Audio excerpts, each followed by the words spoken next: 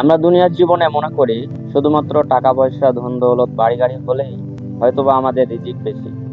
আল্লাহ নবী সাল্লাল্লাহু আলাইহি ওয়াসাল্লাম বলেন, তোমাদের মধ্যে রিজিক দাতা ওই ব্যক্তি অথবা রিজিক গ্রহীতা ওই ব্যক্তি যাকে আল্লাহ তাআলা পরিপূর্ণ নিয়ামত দিয়েছে। যেমন ধরেন, আপনি সুখে আছেন, আপনার মনে দুঃখ নাই, আপনি টেনশনে নাই, আপনি আত্মবিশ্বাসী, আপনার ভিতর থেকে হাসি খুশি বের হয়ে আসে, অথবা আপনার অজান্তেই মন থেকে হাসি আসে।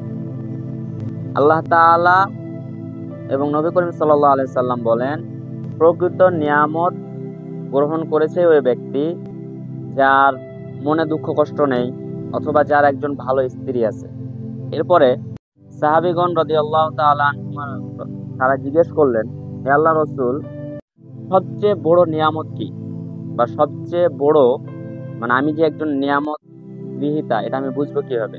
আল্লাহ রাসূল সাল্লাল্লাহু আলাইহি সাল্লাম বলেন, আল্লাহর দরবারে হাত উঠা মাত্রই যখন টপ টপ করে তোমার চোখের পানি ঝরবে, তখন বুঝে নিবে আল্লাহ তাআলা দুনিয়ার সবচেয়ে বড় নিয়ামতটা তোমাকে দান করেছে।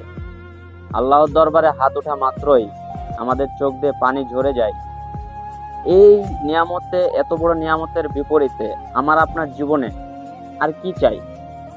আল্লাহ তাআলা যাকে পছন্দ করেন তাকেই শুধুমাত্র এই নিয়ামতটা দান করে।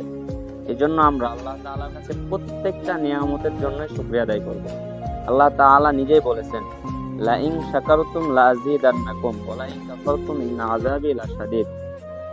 তোমরা যে নিয়ামত পেয়েছো সে নিয়ামতের শুকরিয়া আদায় করো, অবশ্যই আমি তোমাদের নিয়ামতকে বাড়িয়ে দেব।